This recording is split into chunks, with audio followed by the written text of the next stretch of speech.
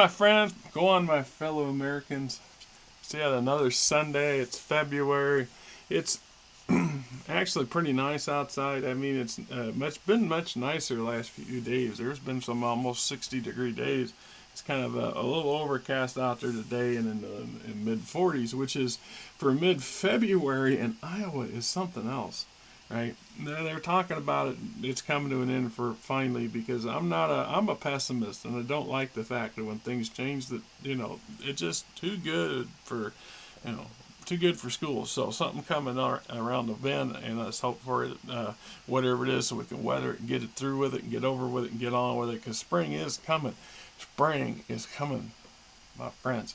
So the last few years, I've been listening to a number of different podcasts from different places, and started hearing about something called the Black Triangle. This supposed alien triangle that's buried under a mountain or something in Alaska someplace, or it's some remote valley someplace, and I've never been able to get 100% sure of exactly what or where. Obviously, this is not it. This is one of the pyramids from Giza. The This is something that's not uber recent from what I have read. Is this thing's been around quite a while now. Some of the earliest references that we can find about it is the late 80s, early 90s. That I've been, I mean, I grant you, I'm not out here spending 10 hours a day combing through it for all this stuff. I just kind of get off on the tangents, and I follow them to wherever they go, and I go, what's up with this? What, why, how, what the fuck? And that's kind of something that too many people that I know and I'm surrounded by don't do. They don't ask questions about the what's, the whys, and the wherefores, and the hows of the world, and sometimes that is not always a good thing. So in this case, there's no quote physical evidence. There's no actual photographs that I can find of this place.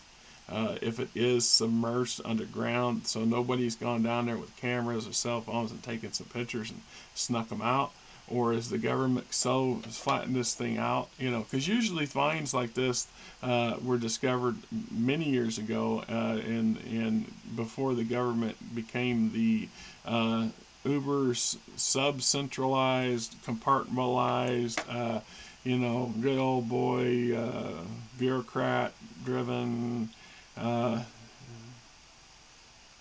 Well, we don't want to call it a deep state, right? Anyway, the wheels behind the wheels that make it all turn, or the little extra wheel that sits in between that just spins away, and nobody knows what that thing does. What does it do? Why is it there? Why is it spinning?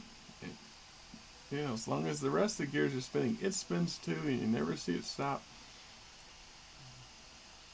And how?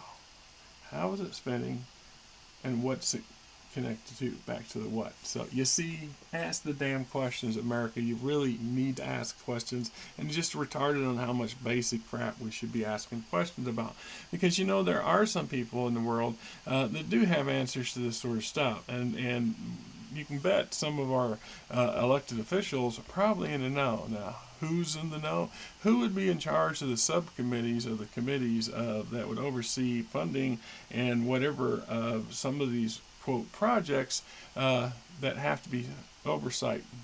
They have to have somebody keeping an eye on shit to make sure that they ain't doing some really chicanery stuff, or literally putting the world at odds. So I don't know. This is some that people reference this as, and I don't think this is. I don't know what the hell this is. This is some pyramid. The way most of the descriptions imply to me that this pyramid is located inside a cavern, in or under some mountains in the middle of Alaska, in the middle mountain range area, and not something like this. Though I've seen this referenced a couple times. We have mounds here in Iowa that you can see from high up, and I hear you can see some of them from space because they're so damn big, and they look like various animals and stuff. I think they're called the effigy mounds, right? It got me a couple stories about going and visiting them damn things, but that'd be for some other day and another thing and another dollar. So when I look at things, this guy obviously is a nut job, so he ain't got nothing to do with it. But look at this fella here, this Patrick Henry. Now I grant you, I doubt he has any kind of ties whatsoever to any of this stuff. Although my understanding is that he does have some links to the defense industry in the country. He gets some funding from some of these big PACs that are funded by or a lot of corporations that get a huge amount of government money for questionable projects, or black projects or gray projects or what have you. And somebody has to decide if it's okay to give them that money and how much. And more importantly, somebody needs to be able to go and tell the others and say, look, we know what it's for. Trust me. This is the thing we want this to be spent on. You have to trust me. So this fella here, when they threw him in under the bus of sorts, they made him be the temporary Speaker of the House when they went through that farce with Kevin McCarthy. And he hated it. You could see it on his expression when he was up there. He resented it. And from what I understand, after doing a little deeper dive into that fellow, this Patrick Henry, he's really deep into banking and finance corporate money that funds a lot of the GOP. So huge fund, election fund promoter or generator, this fellow here, or funneler for other entities. And he also keeps a pretty low profile. You ever notice how certain people in our political arena today absolutely just, cream their pants at the idea of getting up on any kind of social platform or public news media, because they just do. They're nuts. But for every one of them, there's 3 or 4 of their compatriots quietly doing the job or following the party line and doing as little as goddamn possible and still pay, get that nice fat check. But mostly catering to their, constituents' home, trying to make damn sure that they keep that re-election train going, because that's not always a guaranteed thing. Some of them get complacent. It comes around and gets them, right? But 1 out of 1, 1 out of 20, out of 1 out of 50 are fellas like this. They're quietly working behind the scenes for what kind of purposes and to benefit whom, right? So if there were anybody who knew about these black projects or something like this, it'd be guys like this, right? Potentially. And would they say anything? I don't know. But the so-called whistleblowers that we once again can't confirm who they are, just because they're purposely, hiding who they are so they don't get in trouble by the government, they claim, and the military. Which, if they are who they are and they're saying what they are and that's legitimate, yeah, they got some serious worries about being shut down. At this point, though, there's, like I said, no physical evidence that I've seen yet, no physical photos that make you go, that kind of be something like that. And then this alien reference. It's just carte blanche automatically. It's an alien pyramid. Sure. Alien how? As in Aliens the movie? Because we all know about that alien pyramid, but I think that was in was it Antarctica, wasn't it? I don't think it was in the Arctic. I think it was the Antarctic, let alone in Alaska. But I don't know. Maybe there was another one found there. And that sort of crap can get itself into social media and then work itself into pseudo science factual bullshit, and then have us all going, maybe. I don't know. I don't know, right? Is there a possibility of it? Is this a possible thing? I try to keep in mind that it's something that's hard for us to get our heads around. It's like the lion's share of the lion's share of people that I know.